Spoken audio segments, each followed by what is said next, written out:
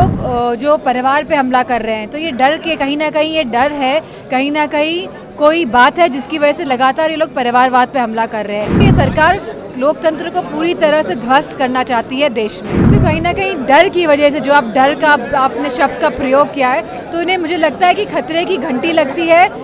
परिवार की। जिन लोगों को अपना खुद का परिवारवाद नजर नहीं आता है, वो दोगली बातें ना करें। मैं समझती हूँ जब जब ये चुनाव आते हैं तो इस तरह की भाषा इन लोग की बदलती है और ये एक डिवाइसिव पॉलिटिक्स खेलना चाह रहे हैं। लेकिन आज जहाँ रोजगार नहीं है तो किसी के पास रोजगार नहीं है, आज जहाँ महंगाई नहीं है तो किसी के पास महंगाई नहीं है, अगर किसानों को एमएसपी नहीं मिल पा रहा है तो किसी को एमएसपी नहीं मिल पा रहा है। तो ये चुनाव बदलाव परिवर्तन का चुनाव है और इसमें सभी वर्ग और सभी समाज के लोग परिवर्तन की इच्छा रख रहे हैं और इस बार परिवर्तन होकर रहेगा। मैम, कांग्रेस जिस तरीके से आपके साथ है और बड़ी पार्टी है, लेकिन उसके नेता जब अमेठी से रायबरेली जाते हैं तो पीएम मोदी खुद हमला कर रहे हैं कि डरो मत, भागो मत।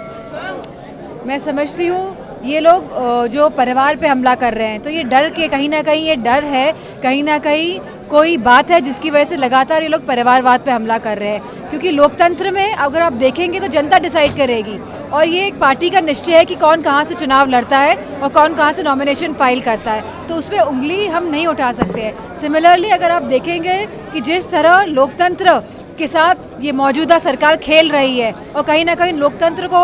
नुकसान पहुंचाने की कोशिश कर रही है, और जहां हमने देखा है पिछले कई सालों से कि लोगों को शांतिपूर्ण ढंग से आंदोलन तक नहीं करने दे रही है सरकार, तो बताइए हमारे लोकतंत्र, हमारे संविधान में लिखी गई है कि आप शांतिपूर्ण तरीके से आप आंदोलन कर सकते हैं। तो मैं समझती हूँ ये सरकार लोकतंत्र को पूरी तरह से ध्वस्त करना चाहती है देश में। बीजेपी लगातार सपा पे भी परिवारवाद का आरोप लगाती है कि सपा परिवारवाद करती है। मैं समझती हूँ कहीं ना कहीं डर की वजह से जो आप डर का आपने शब्द का प्रयोग किया है, तो इन्हें मुझे लगता है कि खतरे की घंटी लगती है